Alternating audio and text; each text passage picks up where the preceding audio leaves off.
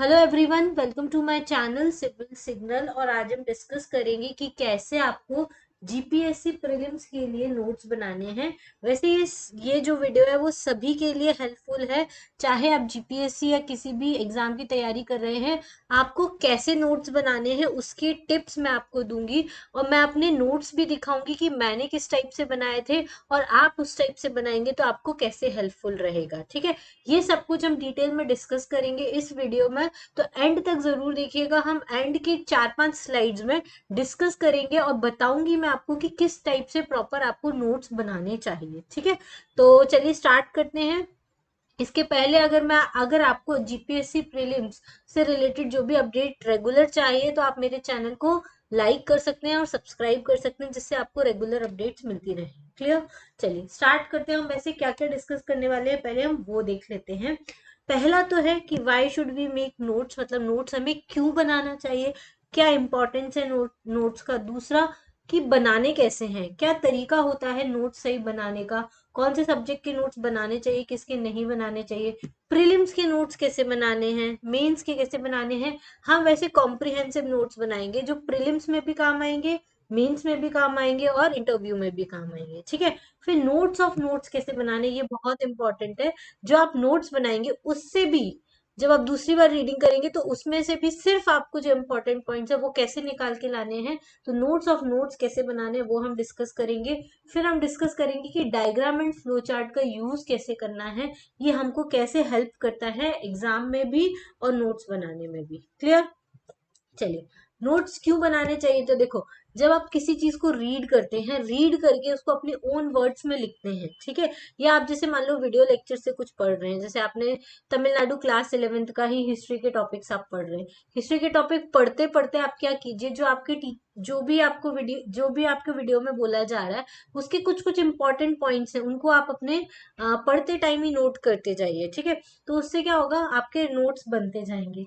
अब जब भी आप कोई भी चीज पढ़ के उसको लिख लेते हैं तो आपका नॉलेज बेस काफी ज्यादा बढ़ जाता है। ठीक है, नोट्स बनाने से रिपीटेड रिवीजन आप कर सकते हैं कितनी बार भी चाहे। देखो, एक बुक को बार बार रिवाइज करना बहुत मुश्किल होता है, जबकि एक नोट्स को रिवाइज करना हमेशा इजी होता है। जैसे कि कोई एक चैप्टर है, मतलब फर्स्ट चैप्टर है इंडस वैली सिविलाइजेशन का, वो बुक में 10 पेज का है। जब आप इसके नोट्स बनाएंगे तो मैक्सिमम 2 से 3 पेज के ही बनेंगे, उन्हीं को आपको रिवाइज करना है। ठीक है, फिर ये जो 2 से 3 पेज के बने हैं उनमें आपको कुछ कुछ जो इंपॉर्टेंट लग रहा है वो आप नोट कर दो। पूरी बुक आपको नोट नहीं करनी है, समझ में आया? और पहली रीडिंग में तो आपको कभी भी नोट्स नहीं बनाने, ये मैं आपको सजेस्ट करूंगी। ठीक है, उसमें क्या करना है आपको, एक बार आपने पढ़ लिया फिर दूसरी बार आप वापस से पढ़िए। उसमें से जो आपको इंपॉर्टेंट पॉइंट लगते हैं, जैसे मान लो मोहनजोदारो है, उसमें लिखा हुआ है मोहनजोदारो, फॉर एग्जांपल मैं इंडस वैली का एग्जांपल ले रही हूँ, उसमें वहां पे क्या क्या होता है वो सिर्फ आप पॉइंट्स में लिख लीजिए। क्लियर?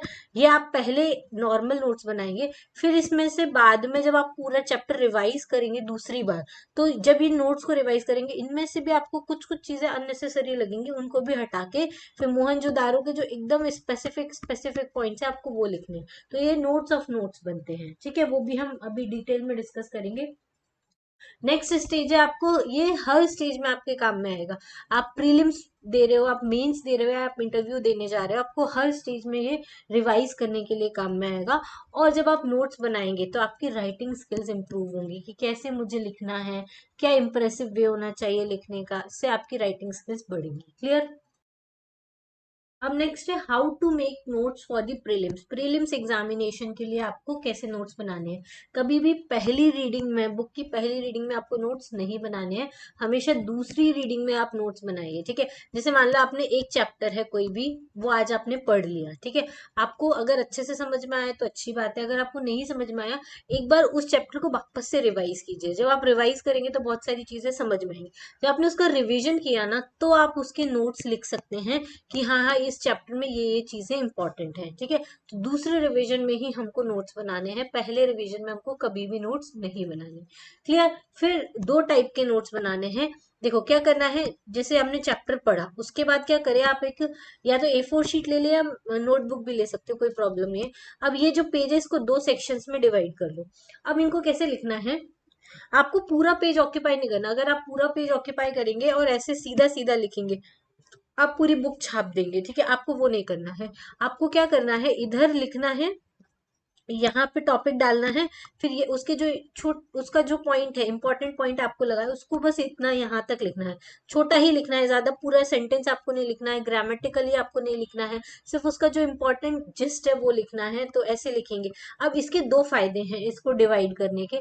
पहले तो आपके एक पेज में ज्यादा नोट्स कवर हो जाएंगे, ज्यादा एरिया, ज्यादा कम एरिया में ज्यादा चीजें कवर हो जाएंगी। दूसरा, जब आप इसको रीड करेंगे ना, तो विजुअली इतना हाफ पोर्शन देखना हमारी आंखों के लिए ज्यादा जल्दी, हम इजीली विजुअलाइज कर पाते हैं, ठीक है। तो हम जल्दी जल्दी इसको रीड कर पाएंगे, फिर यहाँ से भी हम जल्दी जल्दी रीड कर पाएंगे।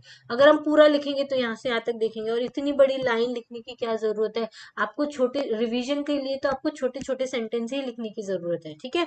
तो ये आपको करना है। राइटिंग छोटी नहीं लिखनी है, समझ में आया।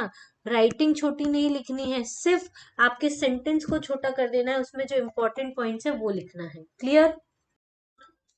ठीक है। तीसरा, शॉर्ट पॉइंट्स लिखने हैं, पूरी बुक नहीं लिखनी है, मैंने ऑलरेडी आपको बताया, सिर्फ छोटे छोटे पॉइंट्स लिख लिए हैं। जैसे कि बुक में क्या होता है, पूरा सेंटेंस इतना बड़ा लिखा होता है, या 2-3 लाइन का भी लिखा होता है, वो 2-3 लाइन को आप कैसे एक लाइन में कन्वर्ट कर सकते हैं, ये आपको रीडिंग से ही पता चलेगा, ठीक है। उन शॉर्ट पॉइंट्स ही लिखने हैं, आपको पूरा का पूरा सेंटेंस नहीं लिखना है। क्लियर? चलिए, बहुत प्रिसाइज नोट्स बनाने हैं आपको। अगर 10 पेज का चैप्टर है तो उसको 2 से 3 पेज में खत्म कर लेना है। यूजफुल जो भी आपको लगता है वो सब कुछ आप नोट्स में लिख सकते हैं। ज्यादा से ज्यादा डायग्राम और फ्लो चार्ट का यूज कीजिए, जिससे आपको इजी रहेगा रिवाइज करने में। और ये क्या होगा, जब आप मेंस आंसर राइटिंग लिखेंगे ना, तब भी बहुत काम में आएगा डायग्राम और फ्लो चार्ट। क्योंकि देखो, जो आंसर राइटिंग चेक करने वाला होता है मेंस का पेपर, उसको भी क्या होता है, इजी रहता है। आप अगर थ्योरी ज्यादा लिखते हो तो उसको पढ़ना पड़ेगा, तो एक कॉपी तो है नहीं, उसकी बहुत सारी कॉपियां होती है, ठीक है। तो इस वजह से जब वो डायग्राम देखेगा तो उसको डायग्राम से तुरंत, हाँ हाँ, इस बंदे को ये पता है, तो आपका डायग्राम देख के बहुत जल्दी आपको मार्क्स मिल सकते हैं। तो डायग्राम और फ्लो चार्ट बनाने की हैबिट आप अभी से डालिए, ठीक है। अब आपको नोट्स कैसे बनाने, सब्जेक्ट वाइज बनाने हैं। जैसे आप हिस्ट्री पढ़ रहे हो, तो हिस्ट्री में आपको कैसे नोट्स बनाने, एंशियंट हिस्ट्री का, मिडिवल हिस्ट्री का, मॉडर्न हिस्ट्री का। आर्ट एंड कल्चर का नोट्स बनाना है तो आर्ट एंड कल्चर का अलग नोट्स बनाना है। क्लियर? या फिर आप जब पॉलिटी पढ़ने बैठे तो पॉलिटी का अलग नोट बनाइए, इकोनॉमी का अलग नोट बनाइए, और ज्योग्राफी का अलग नोट बनाइए। अब मैं ऐसा क्यों बोल रही हूँ कि आपको सबके नोट्स बनाने हैं। आप एक बार देखो, बुक आप बार बार रिवाइज नहीं करोगे, आप एक रीडिंग करो, 2 रीडिंग करो, उसके बाद बुक को कंसाइज वे में लिखने की कोशिश करो, जिससे आपका बार बार आप रिवीजन कर सको।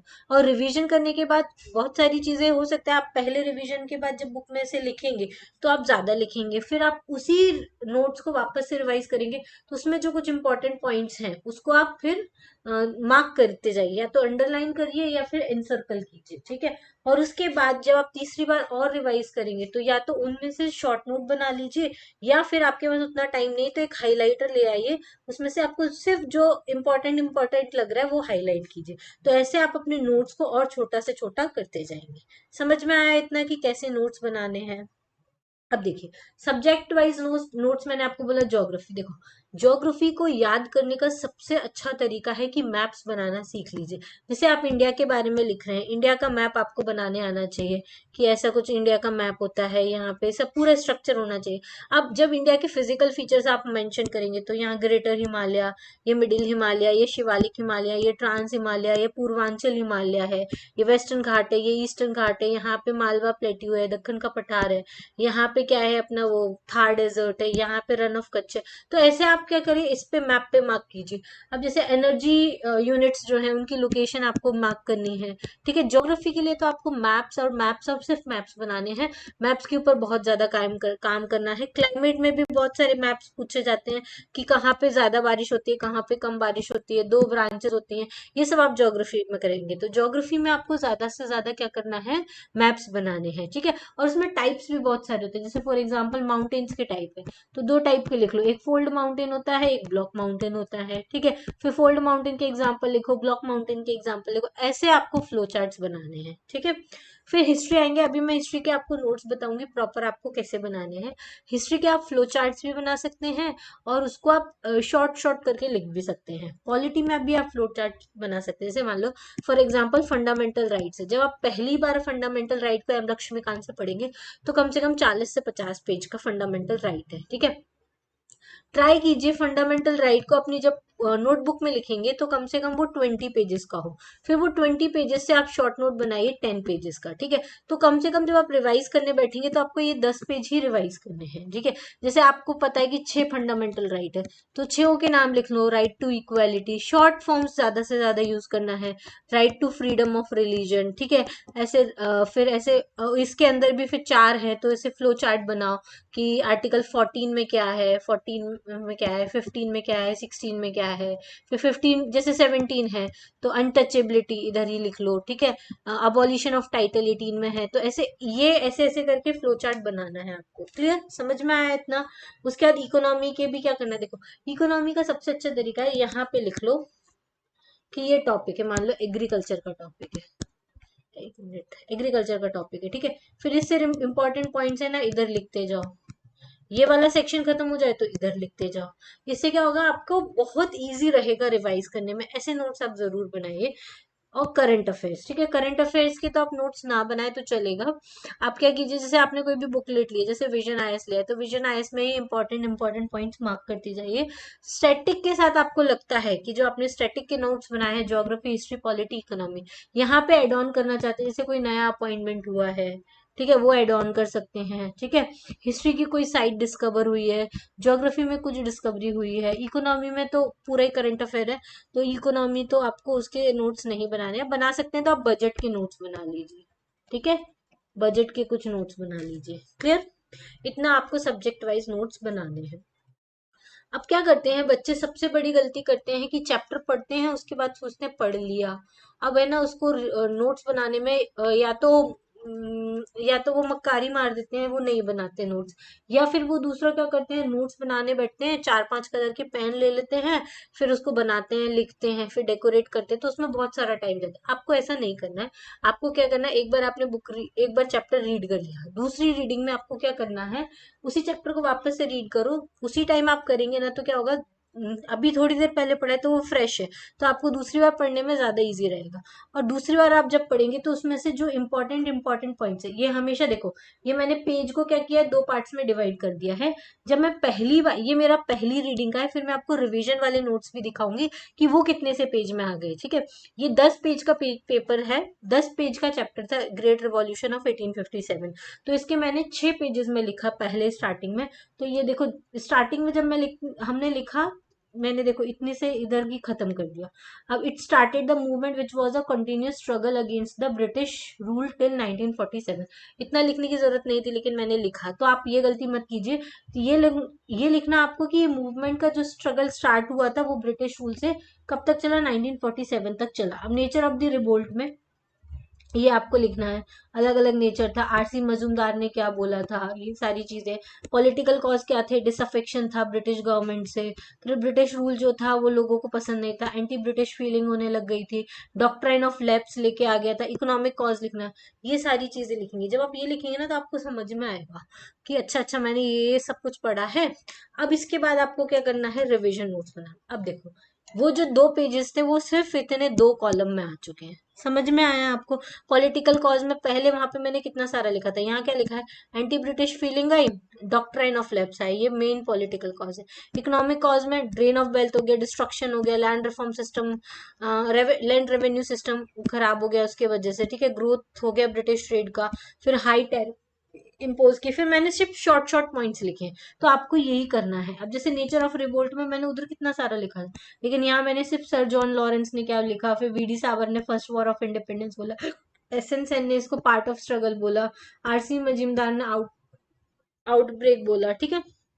फिर सोशल कॉज में भी मैंने छोटे छोटे पॉइंट्स लिखे। तो रिवीजन वाले नोट्स में देखो, एक पेज में ही 3 ब्लॉक्स बना के, इतने ही पेज में आपके पॉलिटिकल कॉज भी आ गए, कॉजेज ऑफ रिवोल्ट्स भी आ गए, और बहुत कुछ आ गया। तो ऐसे करके आपको प्रिसाइज करते जाने हैं नोट्स। आपको ये एक बार में नहीं होगा, 2 बार कम से कम लगेगा। एक बार थोड़ी मेहनत ज्यादा लगेगी, लेकिन इससे आप अपने नोट्स बनाएंगे ना, तो इसको जब भी रिवीजन करेंगे तो आपके लिए बहुत बहुत बहुत हेल्पफुल होगा। क्लियर। तो ये हिस्ट्री के नोट्स है। ये पॉलिटी के नोट्स भी मैंने ऐसे ही बनाए हैं।